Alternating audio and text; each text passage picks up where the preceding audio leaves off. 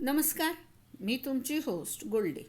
आज मी आता तुम्हाला विजयनगर साम्राज्यातल्या हम्पी येथील गवारीचा खरडा दाखवणार आहे. खूपच मस्त लागतो, कडक भाकरीबरोबर खातात. त्याच्यासाठी हे साहित्य, त्यासाठी ही गवारी मी स्वच्छ धुवून घेतलेली आहे. आपण ही कढईमध्ये टाकूया. त्यानंतर मिरच्या आहेत, लसूण आहे, शेंगदाणे, जिरं, त्यानंतर हे काळं मीठ, साधं मीठ, ही वाळलेली कैरी आणि वाळलेली कोथिंबीर आहे. ॲक्च्युली त्याच्यामध्ये बेडगी मिरची भिजवून टाकतात, ते नव्हतं म्हणून मी रेड चिली फ्लेक्स घेतलेले आहेत आणि आपण रेड चिली फ्लेक्सच आज टाकणार आहोत याच्यामध्ये. हा ठेचा आपण अगदी पाण्याचा एकही थेंब न घालता करणार आहोत. आता मी गॅस लावून घेतला आहे आणि गवारीला छान डाग पडेपर्यंत भाजून घेणार आहोत. आणि हा ठेचा मी दगडी खलबत्त्यात भाजणार आहे. बघा, आता ही गवार छान, याला काळे काळे डाग पडले. आता याच्यामध्ये आपण लसूण टाकूया. लसणासोबतच आपण मिरची पण टाकूया. जितका आपण गवार घेतो तेवढंच मिरची घ्यायची आणि हे छान काळपट काळपट होईस्तोवर भाजायचं.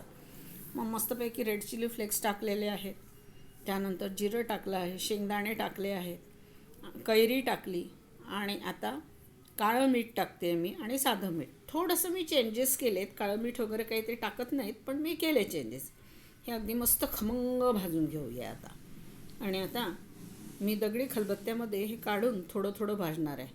माझा हा जरा दगडी खलबत्ता जरा लहान आहे, त्यामुळे आता काय करते, थोडंसं तेल टाकून पटपट पटपट याला कुटून घेते आणि सरळ गरम कढईमध्ये तेल घालून कढईमध्येच मी हा ठेचा, ॲक्च्युली तांब्या घालतात कढईमध्ये आणि तिथेच त्याचा ठेचा करतात, असाच तो ठेचा असतो.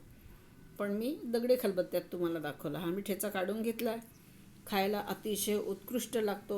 भाजताना गवारीच्या शेंगाचा वास इतका सुंदर साऱ्या घरभर दरवळतो. आपण पाणी टाकलं नाही, त्यामुळे हा ठेचा 4-5 दिवस छान टिकेल.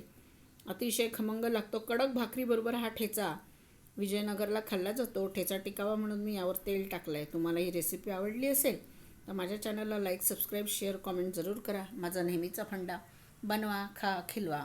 तुमच्या गोल्डीला मस्त मस्त कॉमेंट्स पास करा. धन्यवाद.